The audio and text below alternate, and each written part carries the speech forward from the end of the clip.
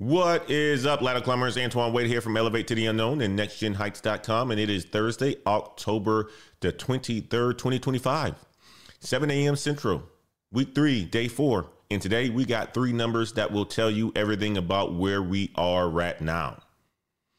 600 workers. Meta just fired them Tuesday from their AI division. Also, hundreds of millions of dollars.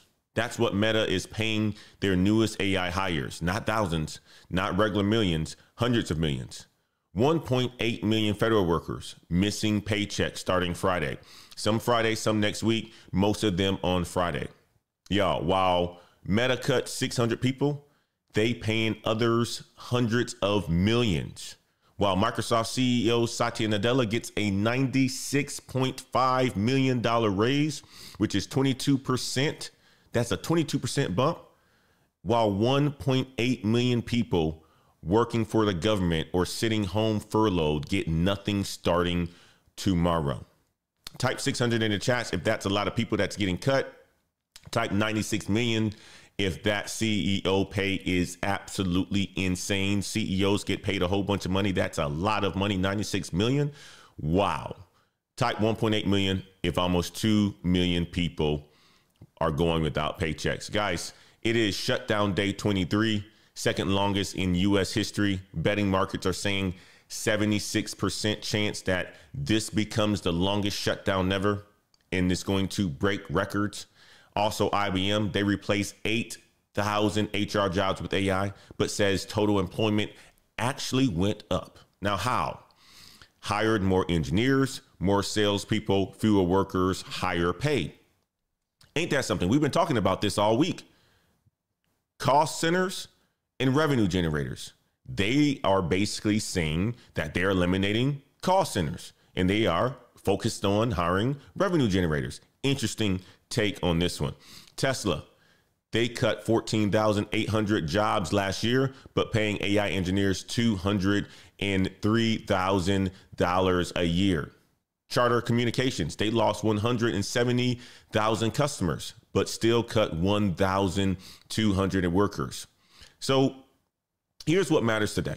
While companies are cutting thousands, while federal workers are missing paychecks, while entry-level jobs are disappearing, some people figured out the new game. The salary wars game. AI skills commanding 56% premiums. $175,000 starting salaries for AI engineers. Certifications delivering 25 to 56% raises. The CISSP cert, $124,000. The AWS cert, $155,000. Skills-based hiring is exploding. 25% of companies dropping degree requirements this year.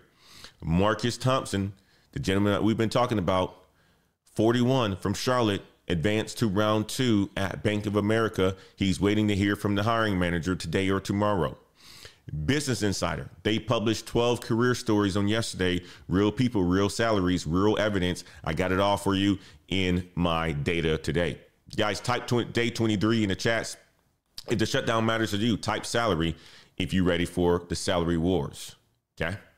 This is the Daily Climb, week 3, day 4.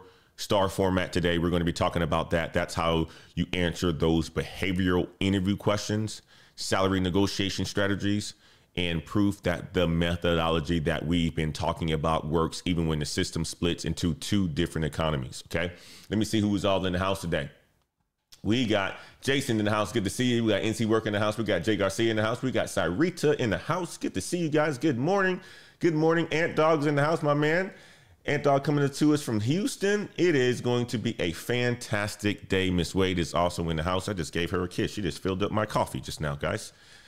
I was running late on the show, and I'm going to do something a little bit different today, by the way. Here's the thing.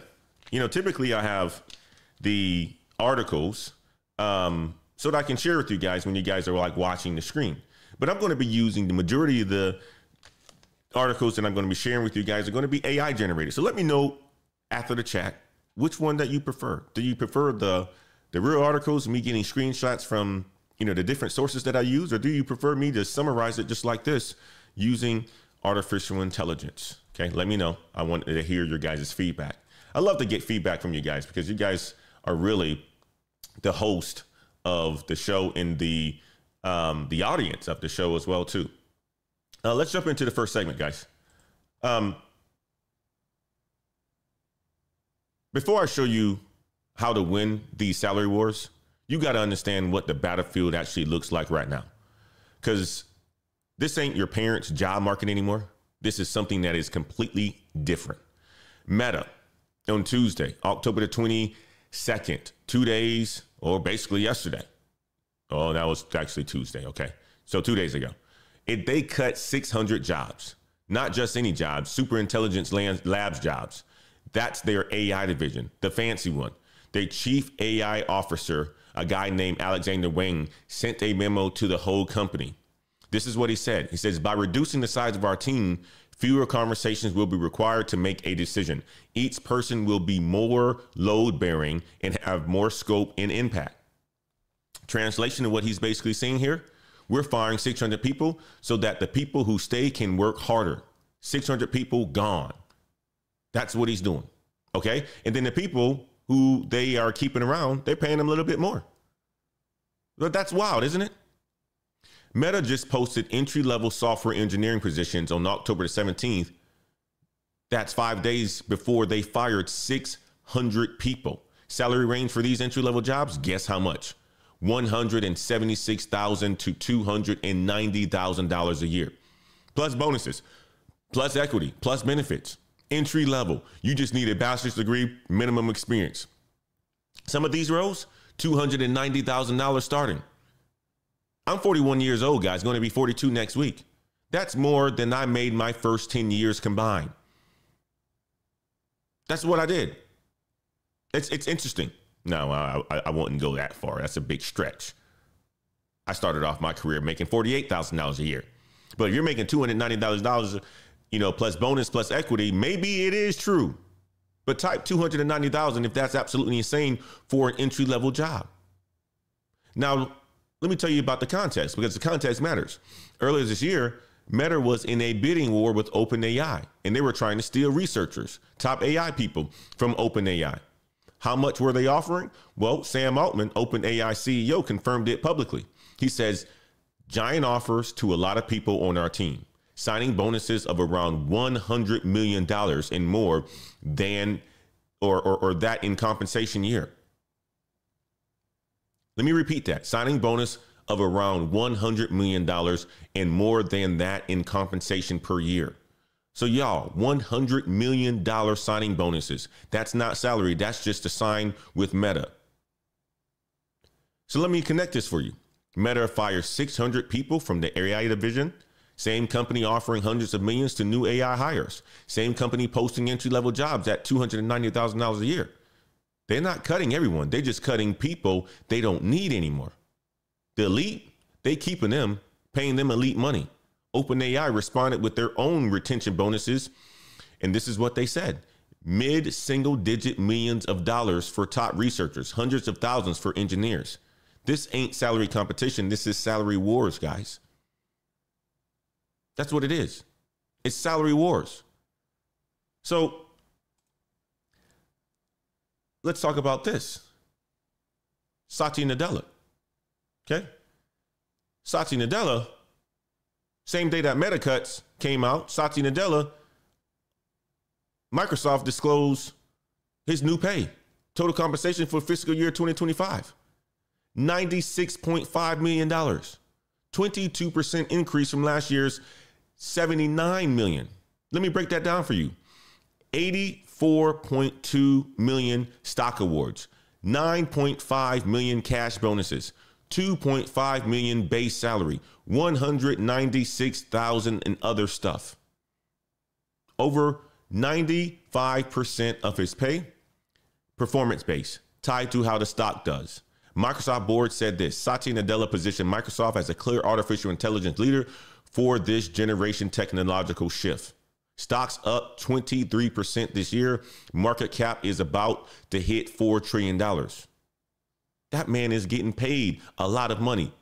$96 million. That number sounds unreal, doesn't it? If that number sounds unreal, you type 96 million in the chat. Now, here's what makes this salary wars, okay? Same year Nadella gets a 96% or $96.5 million, Microsoft laid off 15,000 employees. You guys heard that? The same year that he gets $96.5 million, Microsoft laid off 15,000 employees. January, 1% of the whole workforce. May, 6,000 more people. July, 9,000 more. 15,000 people gone. One CEO, $96.5 million, up 22%. 15,000 workers, zero. Cut, gone. Got to go find yourself a new job. Ian Carter was one of them that we talked about. He's still looking for a job today. Satya Nadella's pay? 480 times what the average Microsoft employee makes. Let that sink in for you. 480 times. If you're making $50,000 a year, he's making $24 million. That's the ratio. But he's making $96.5 million a year. That ratio is insane, ain't it? Now, the third number that I want to hit on today, okay? I want to hit on this number. 1.8 million. That's federal workers affected by this shutdown. Let me break it down for you because it's actually two groups. Group one, 750,000 to 900,000 workers are furloughed. That means they are sitting at home, not allowed to work, not getting paid. Group two, 700,000 to 1.4 million workers working without pay. TSA agents at the airport, air traffic controllers, Border Patrol, Coast Guards, National Park Rangers showing up every single day doing their jobs, no paycheck coming. Total affected 1.8 to 2.4 million people. If that's a lot of people, type 1.8 million in the chats. That's basically 2 million people. Now, here's what changes starting this Friday. Okay? October 10th, 2 weeks ago, they got partial paychecks, missing about 3 to 4 days of the pay since shutdown started on October the 1st. Friday, October the 24th, which is tomorrow, first full paycheck gets missed. Not partial, not reduced, just nothing. Some agencies on Friday, some October the 28th, which is my birthday, some October the 30th, okay? But most of them on Friday. No check in the bank, $0. Rent's due November the 1st. That's 9 days after the Friday's missed paycheck. Okay? You see the problem? Type rent if you understand what this means for the people. Over 10,000 federal workers already filed for unemployment in 3 weeks. USAA Bank, that's a military bank, approved $243 million in emergency loans just the first week. People are borrowing money just to buy groceries, to pay rent, to keep lights on, because the government won't pay them for showing up to work. Military got paid October the 15th. President Trump moved $8 billion from old research accounts. One-time thing. Next military payday, October the 31st, which is Halloween. Defense officials said, can't do that trick again. Money's gone. If this shutdown goes past Halloween, military doesn't get paid either. Capital Area Food Bank in Maryland said on Tuesday, they served over 370 households. That's more than double that they expected. Federal workers standing in food bank lines. You don't believe me? Let's go to the reports right here. All right, turning now live to some pictures of the Capitol this morning. There she is. It is day 23 of the government shutdown, now the second longest in U.S. history. So division in Washington, it is fueling a lot of frustration across the country. Federal workers, they say they are worried about not getting a full paycheck at the end of the week and feel like political pawns. Well, the Senate is now poised to take up this measure to pay some federal workers while the shutdown drags on, and they include active duty military. But Senate Democrats, they are pushing for a measure that would allow all federal workers to get paid. Hundreds of thousands of federal workers are about to miss their first full paychecks this week. The Senate tried and it failed a 12th time to pass the House GOP's funding bill. Now, outside of Washington, frustrations, they are growing as well. The Small Business Administration has frozen new loans, and lines at food banks, they are getting long.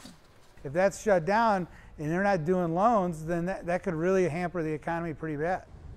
We're just trying to keep our heads above water right now. It's hard.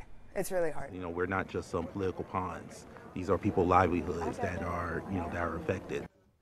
Meanwhile, millions of Americans who rely on federal food assistance like SNAP could soon be scrambling for food. The USDA, which oversees SNAP, says there will not be enough funding to pay all benefits for November if this shutdown continues. You guys heard it. People are being impacted.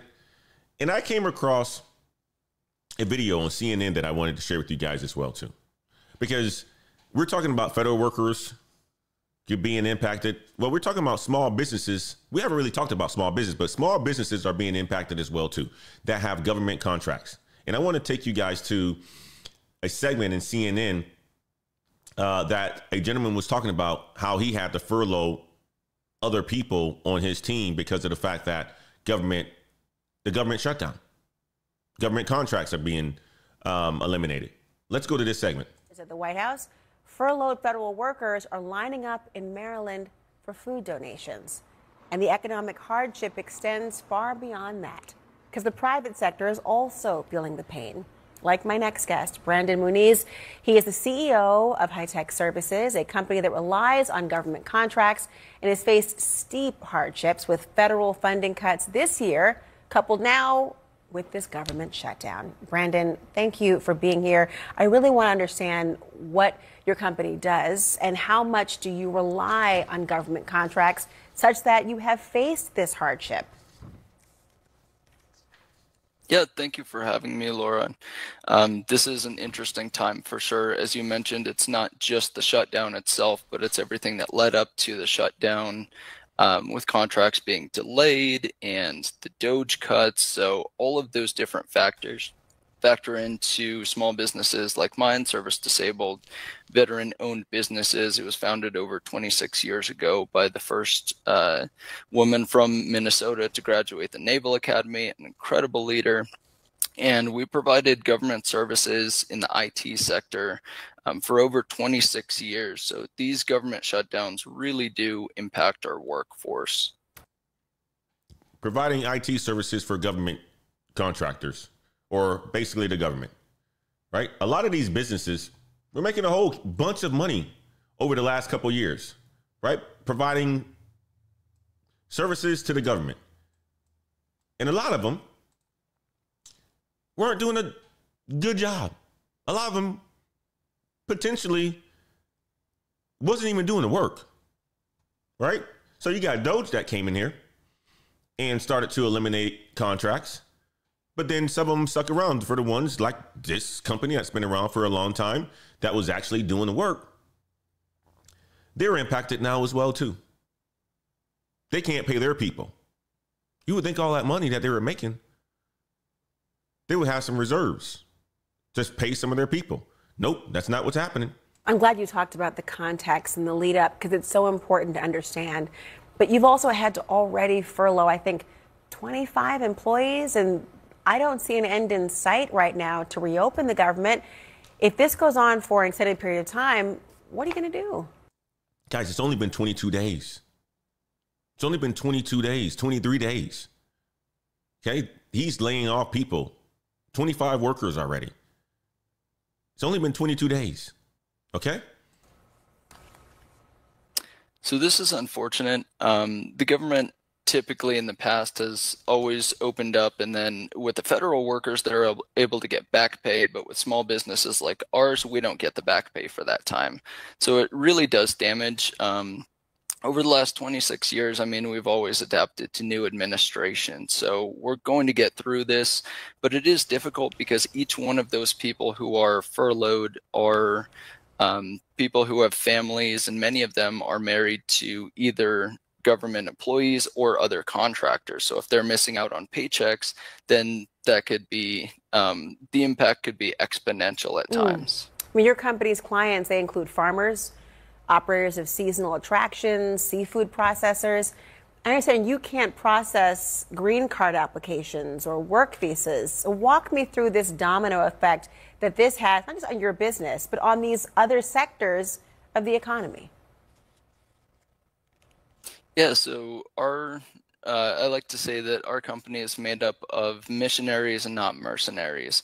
And that's because they really believe in the work that they do, whether it's helping people with disabilities through the National Disability Archive, or whether it's on the FDA side, processing medical devices, or as you said, on the immigration side. They truly believe in the work that they're doing, protecting the country through the immigration system and allowing a legal path to citizenship for those immigrants who are going through the process. My wife is a Brazilian immigrant as well, so we've been through that process. And it's frustrating when there's delays, but also when those workers are not able to work, it impacts the morale and it could impact their families as well. You guys are hearing it. You guys are hearing it, how it's not just impacting federal workers, it's impacting private businesses, it's impacting farmers, it's impacting, people who are coming to this country the right way and people who aren't coming to this country the right way. It's impacting a whole bunch of people. You got federal workers standing in food bank lines. One worker told a reporter, "I served 21 years in the military, been a federal employee for the past 2 years, chose this career for stability, but that stability has been taken from us." 21 years in the military, now standing in a food bank line. While Satya Nadella, he gets $96.5 million, while Meta offers $100 million signing bonuses. This is what salary wars look like. Type food bank if that image hits different. It hits different, guys. It really does hit different. Let's move on to the next segment.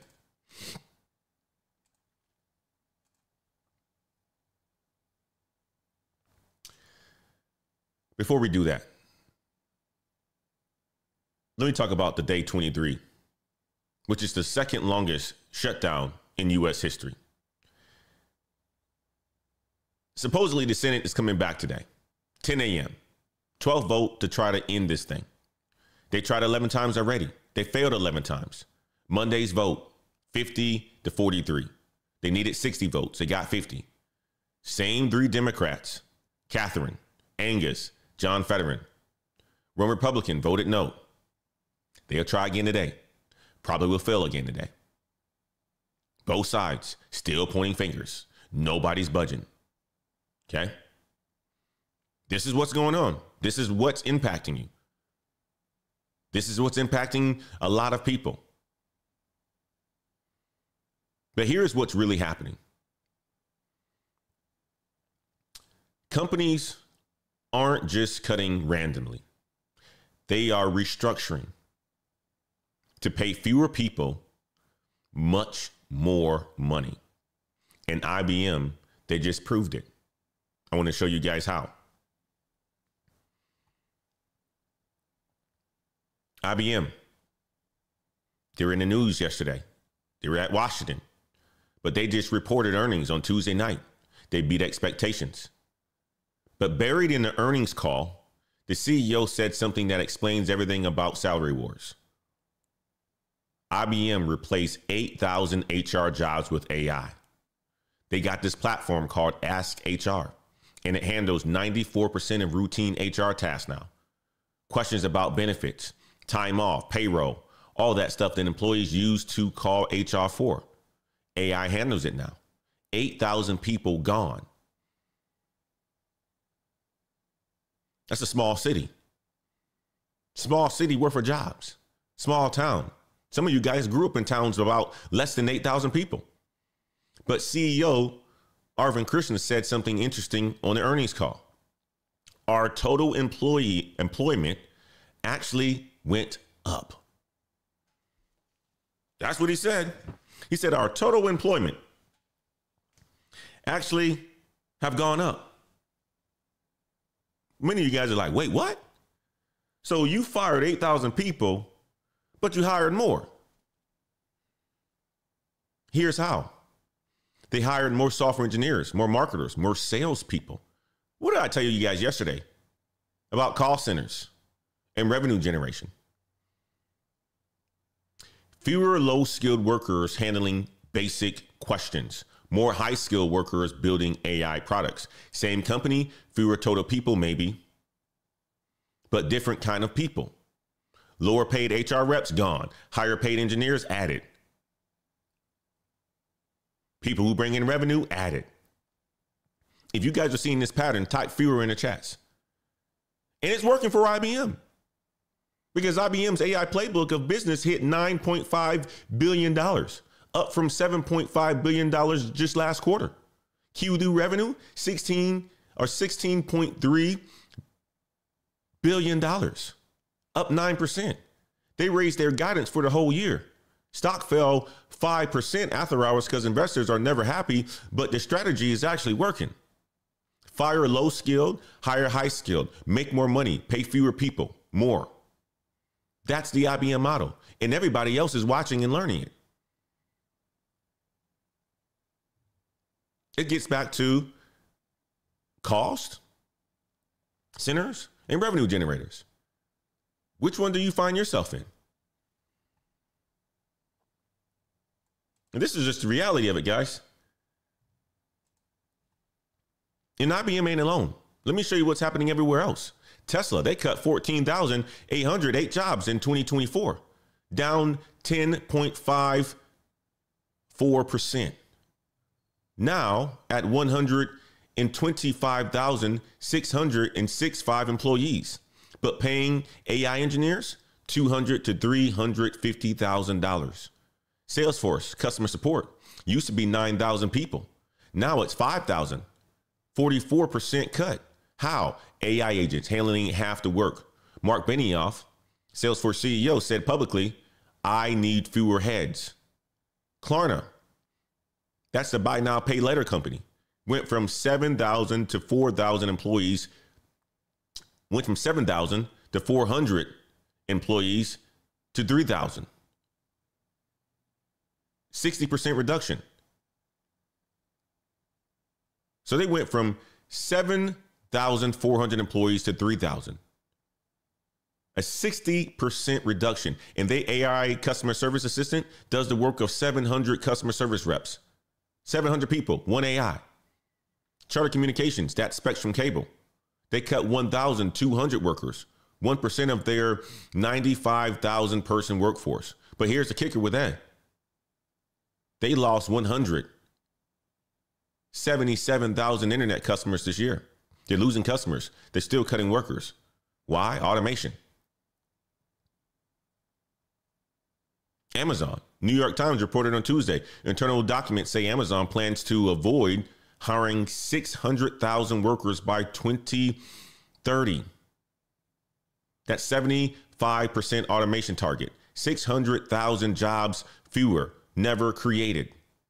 Goldman Sachs, profit surge 37% to $4.1 billion last quarter. But they are saying this, they are going to constrain the headcount, making more money, hiring few people. JP Morgan Chase, profit up 12% to $14.4 billion. Headcount grew 1%. 318,000 employees, 1% headcount growth, 12% profit growth. See the pattern? That's the pattern, guys.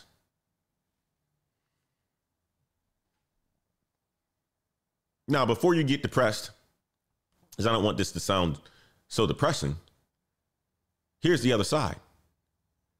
184,000 tech jobs cut in 2025. That's real. Average 645 tech workers laid off every day this year. But AI roles, they are paying massive premiums. AI engineers, $175,000 to $250,000. Entry to senior level. Machine learning engineers, $123,000 to $350,000. Prompt engineers, $140,000 to $277,000. Senior AI roles at Google DeepMind, $220,000 to $300,000 base. That's before bonuses and stock, guys. AI product managers at Netflix, $300,000 to $900,000. These are premium job numbers. These are premium salaries. And these are real, not fake. If they sound fake, they're not. PwC did research. They analyzed 1 billion job postings. Workers with AI skills making 56% more than workers without them. Not 5%, not 15%, but 56% more. That premium doubled in 1 year. Used to be 25%. Now it's 56%. Average worker pay going up 4.5%, keeping up with inflation barely. AI worker pay up 56%.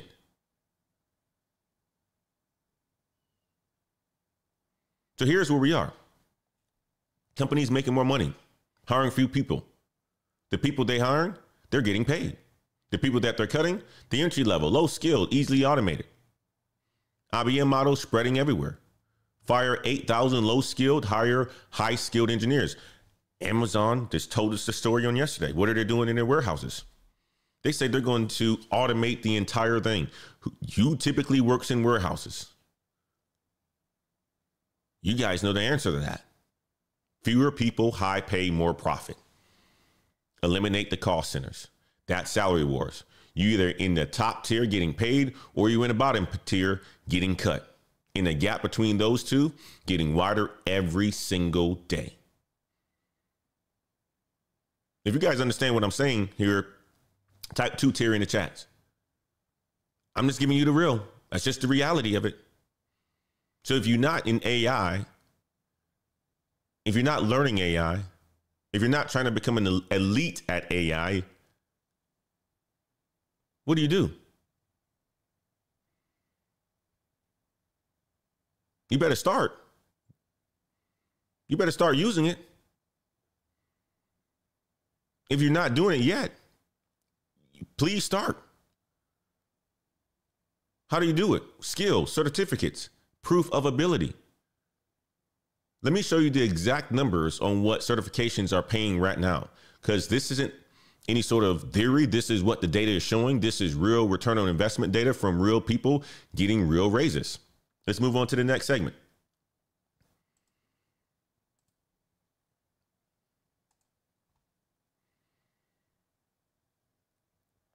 Y'all heard the problem already. Let me show you the solution. Because while companies are cutting low-skilled workers, they are desperate for high-skilled workers. In certifications, that's how you prove you have high skills. Cybersecurity is a hot field right now.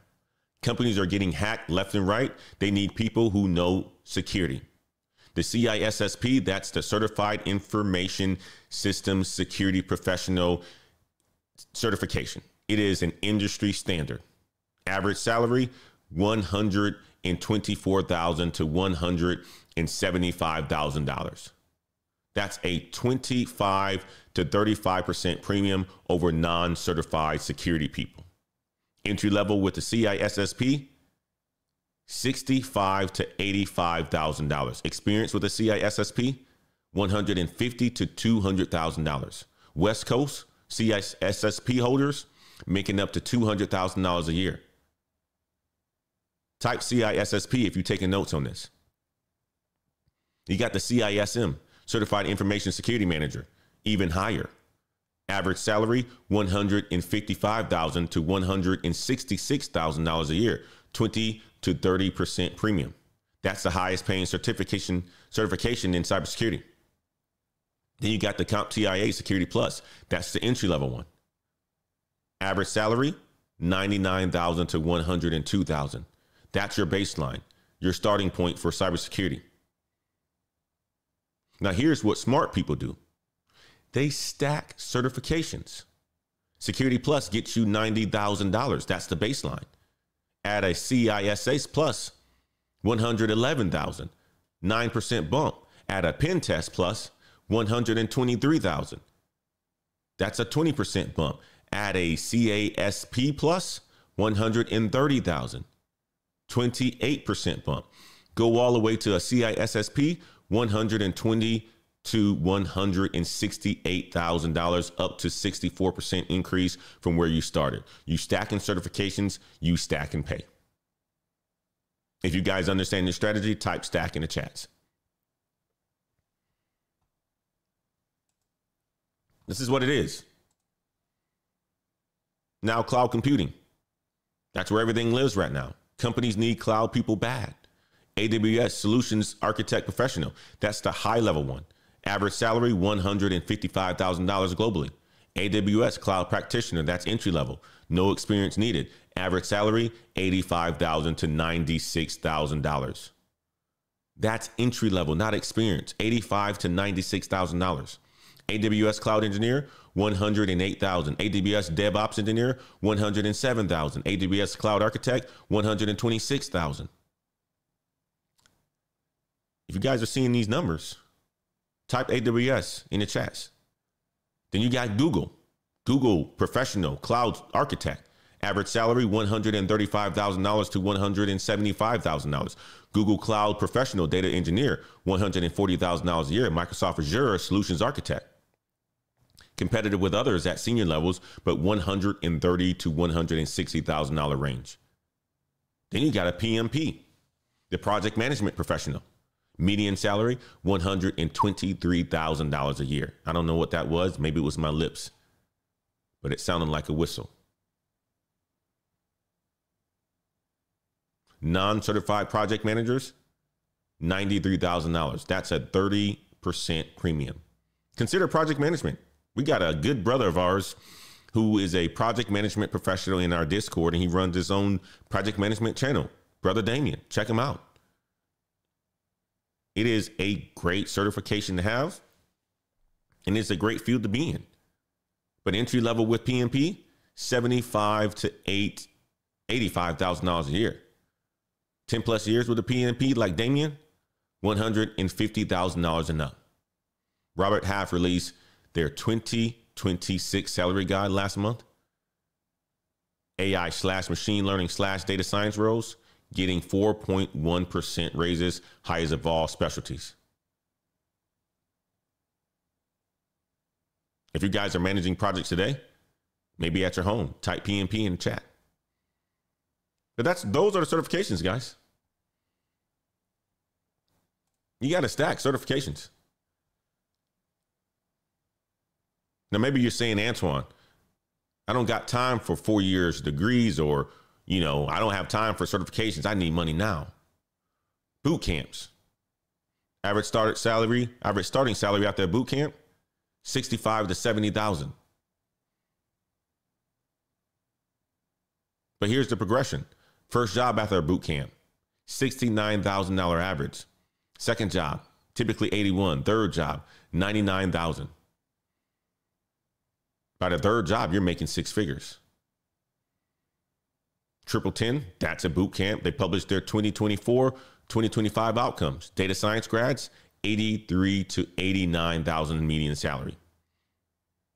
Software engineer grads, $75,000. QA engineering grads, $63,000. There's boot camps here in Austin, Texas, because some of y'all are in Austin thinking about moving. 85 to 94% placement rates within 6 months.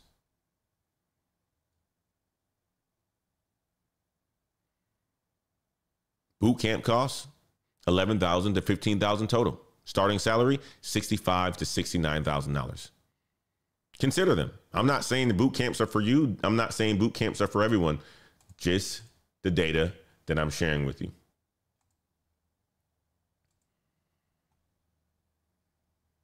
Here's the thing. The biggest change that's happening right now is skills-based hiring. 25% of employers are dropping degree requirements. And that's by the end of 2025. That's this year, 3 months from now. 84% of companies that already removed degree requirements, so they know that it's working. They're getting better candidates, more diverse candidates, people with real skills instead of just paper.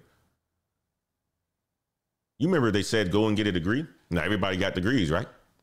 You figure that you went to college at one point in time, you're supposed to be well educated, but well, you went to college to get a degree. A lot of the times you just got a degree. You aren't well educated. You don't know anything about the world, but you act like you do because you got the degree, right?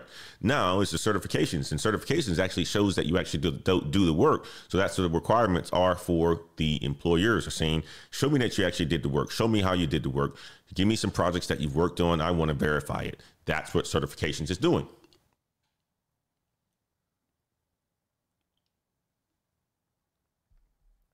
IBM, 20% of their hires, no degree required, approaching more. They dropped requirements from over half their job postings since 2021. Walmart, they're investing $1 billion in skills training by 2026, removing degree requirements where possible. Bank of America, $25 per hour minimum wage. That's $50,000 per year. They dropped degree requirements for tons of positions. Skills-based hiring, experience matters. Degrees are optional. Dell, Delta Air, Accenture, they all remove requirements. Accenture, 80% of their 1,200 apprenticeships hires, no 4-year degree required. That's just the reality of it, guys.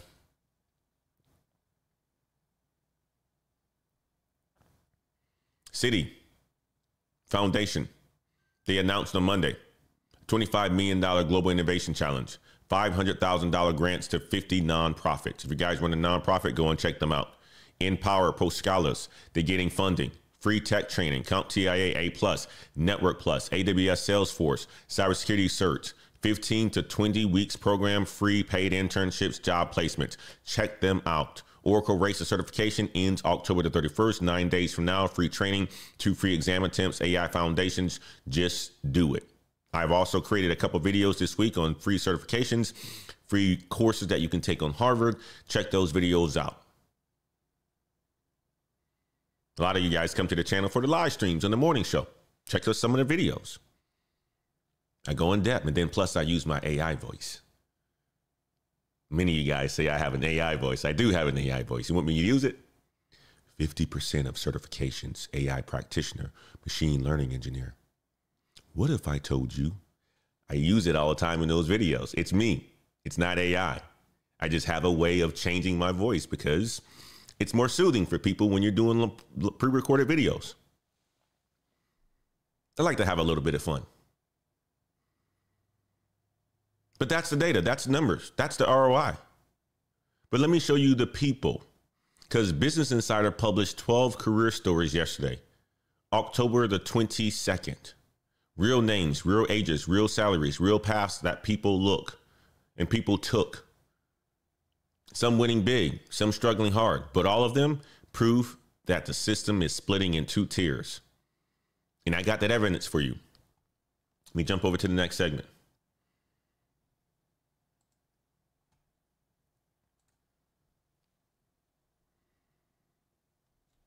These are real numbers, so pay attention to their paths. Business Insider, October the 22nd, yesterday. They published 12 stories about careers, salaries, job searches, layoffs, success, struggle. Now, let me get out of my AI voice. But I'm about to show you the patterns, because these are not random stories. They tell you exactly what's working and what's not. Okay? The first pattern, executives crushing while others are struggling. Satya Nadella, we already talked about him. 96.5 million. Business Insider covered it. But check this out. Elon Musk, Tesla shareholders vote coming up November the 6th, 2 weeks from now. They are voting on a $1 trillion pay package for Musk. Not $1 billion, $1 trillion. 12% additional ownership in Tesla, worth $92 billion right now. Milestones, if Tesla hits 7.5 trillion market cap, deploy 1 million robo-taxis, deliver 1 million Optimus robots, basically impossible goals, but if he hits them, $1 trillion in pay. Proxy advisors said vote no. Institutional shareholder services, Glads Lewis and what's the lady from ARK Investments? They said this is crazy. Some of them said yes, said approve it. because they see that if he takes the company to that amount of money, that is a return on investment for everybody. But he will be getting paid $1 trillion. And it's impossible goals. Well, he had impossible goals for his first time, for his first pay package. He's made billions of dollars. That's why he's one of the, if not the world's wealthiest man. Jane Fraser, Citigroup CEO, just got promoted. CEO and board chair now. Retention bonus, $25 million in restricted stock, plus over 1 million stock options worth tens of millions more. Vest over 3 to 5 years, keeps her locked in. Executives, they're winning. Nadella, 96.5 million. Musk fighting for 1 trillion. Fraser, 25 million retention. Workers, they are missing paychecks. They're getting laid off. They are struggling. That's the salary wars, guys. If you guys see who's winning right now, type executive in the chat, because that's who's winning, executives. Now let's talk about some of the success stories, because this is where we talk about some people who really figured it out. Sundas Kalad, Google employee, made $292,000 at Google in 2024. But she also made $304,000 from content creation, teaching people how to succeed in big tech. Total comp, $596,000, almost $600K. Between 2015 and 2024, more than tripled her big tech salary from under $80,000 to $290,000. Okay, she's made a whole bunch of money, and this is what she said. She said, having multiple streams of income gives me peace of mind. She's making $600K right now, guys. We talked about her a couple weeks ago. Joseph Landis, a former Microsoft employee, worked there for 23 years, multiple roles, solid career. At 45 years old, he left. He co-founded his own company, Nerdio. He says, I get to shape not just the products that we create, but also the culture. Leading a team that isn't afraid to experiment and learn from mistakes makes me feel like we are really moving forward.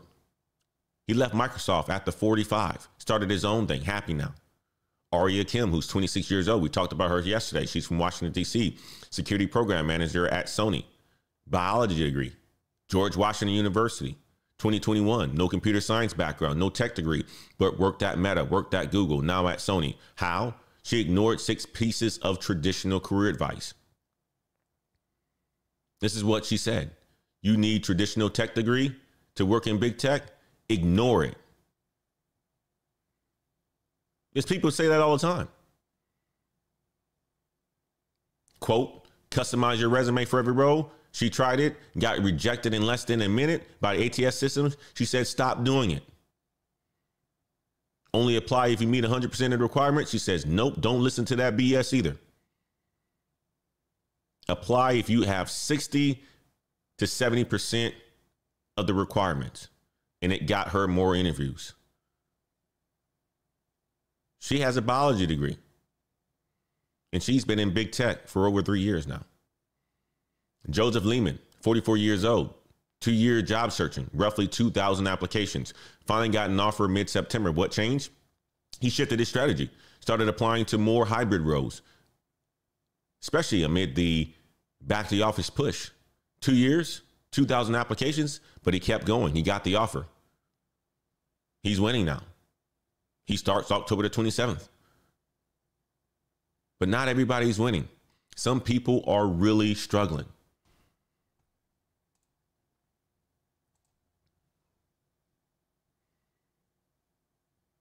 Unemployed ex-Microsoft worker. Business Insider talked to him. Used to have a 6-figure salary at Microsoft, got laid off. Been job hunting since May. No success. Weeks away from giving up his apartment, moving across the country to live with his family. Ian Carter, that's who we talked about last week. He says the job market feels daunting. Generation Z warning. City of London executive Quentin Nissan said this on yesterday, and we talked about him. Warned Gen Z at the breaking point. Quote, graduate recruitment has become a meat grinder where students apply to 150 plus roles with nothing to show for it. AI broke the hiring system. Recruiters use AI. Students use AI. Result, 5,000 candidates for 5 jobs. 1 in 1,000 chance. 0.1% success rate. A woman in tech report, I was going to show you guys this video yesterday, but I didn't. Acronis 2025 Women in Tech Report. 66% of women believe they got to work longer hours to advance. 56% of men think that. Only 60% of women believe men and women have equal access to career development. 75% of men think that it's equal. Work-life balance, a challenge for 63% of women, 49% of men. Type struggle if you've seen this hard side. Executives are using AI, 87%. Non-managers using AI, 27%. Leadership embracing it, workers are falling behind. If executives are going to be using AI, that many of them, they're going to be saying that, okay, well, since I can work hard and since I usually work hard and since I'm investing into this company and I can make more money, I can use AI. I don't need as many people.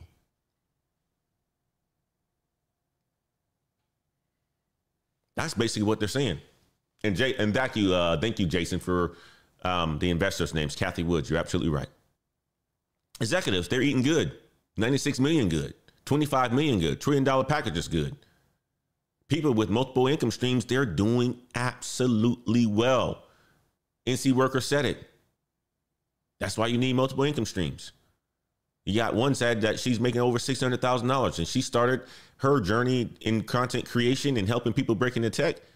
And she's making over $600,000. You got another one who started their own business after being at Microsoft for 20-something years. So executives eating well.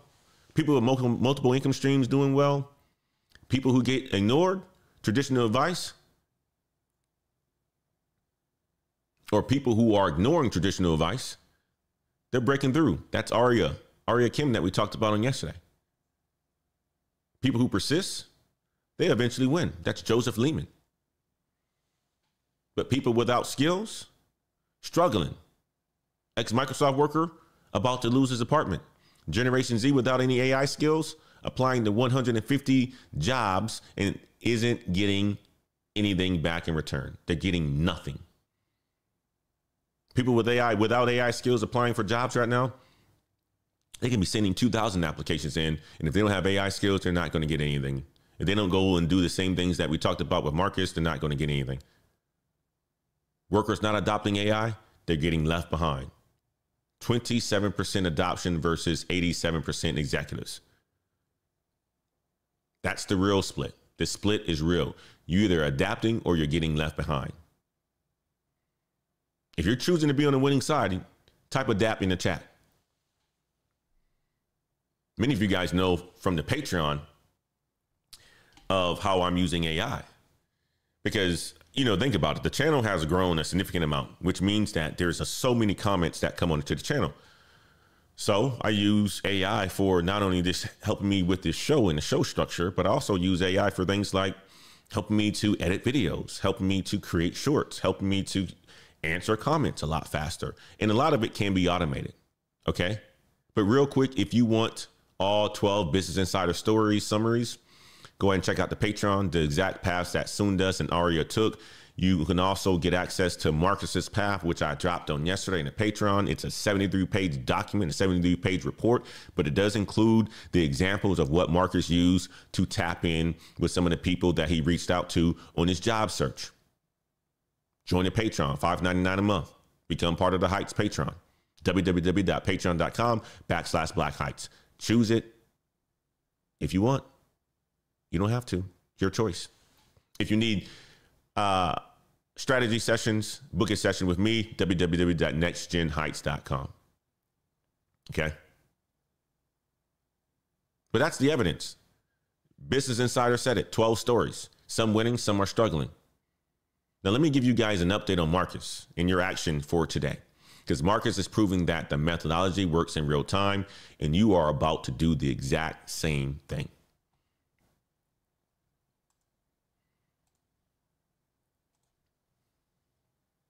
Marcus Thompson, 41 years old, Charlotte, North Carolina, 3 months unemployed, laid off in July. Week 2, he did 4 actions. Recorded a pitch, started certification, researched 5 companies, messaged 5 people. Week 3, Monday, he got a recruiter call, advanced to round 2. Marcus is waiting right now. The recruiter told him on Monday that you would hear from the hiring manager this week, probably Wednesday or Thursday. That's today or tomorrow. Round 2 interview, hiring manager, deeper questions, behavioral questions. These are some of the things that she's probably going to ask him.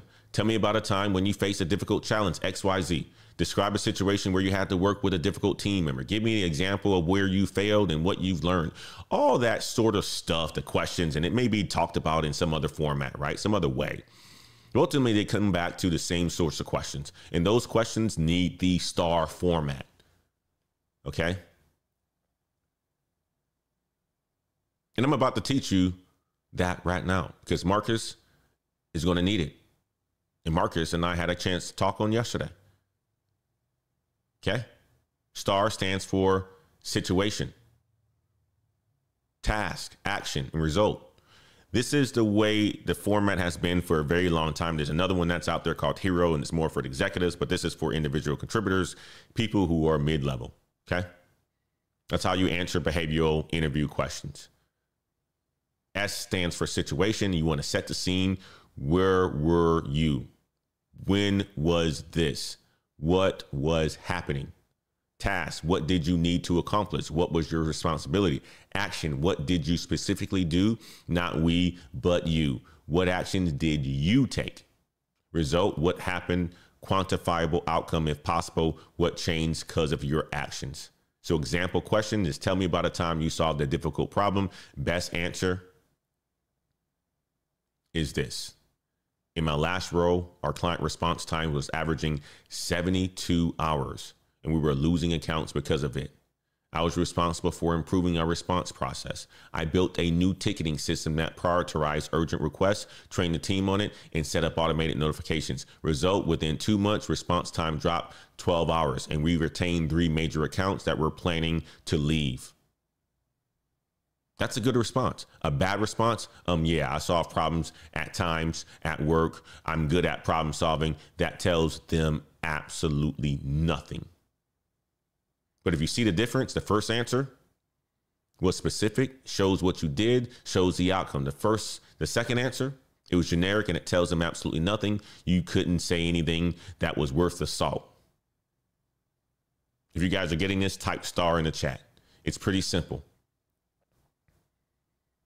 Marcus's Oracle certification story, perfect STAR format. Situation, 3 months unemployed, seeing AI skills in every job posting. Task, need to show how I understand AI and I need proof. Action, started Oracle AI Foundations, a free certification, completed module 1 in 1 night, module 2 in progress. Result, on my Bank of America recruiter call, I mentioned Oracle. Recruiter engaged, asked why AI. I explained Bank of America's philosophy aligns with mine. Recruiter said, quote, that's exactly our philosophy. Advanced to round 2. That's a complete STAR story. Tomorrow is Friday. I'm teaching you guys 5 common behavioral questions with STAR answers for each one. But today you're writing your own stories.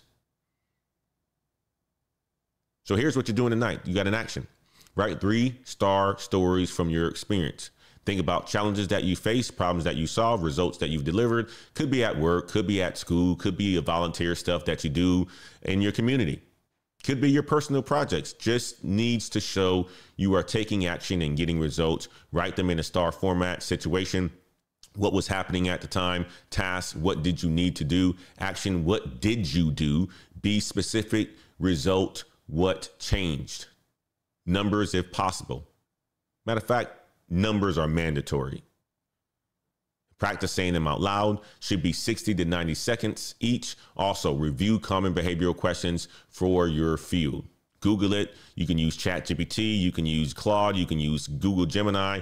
Whatever you can find the common behavioral questions for your field, for the company.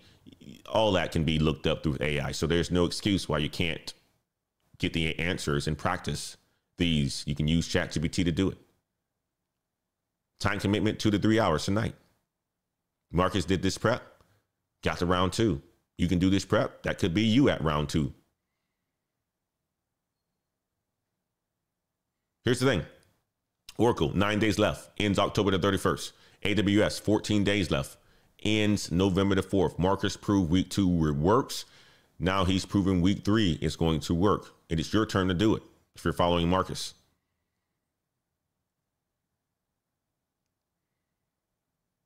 Don't wait. Just do preparation.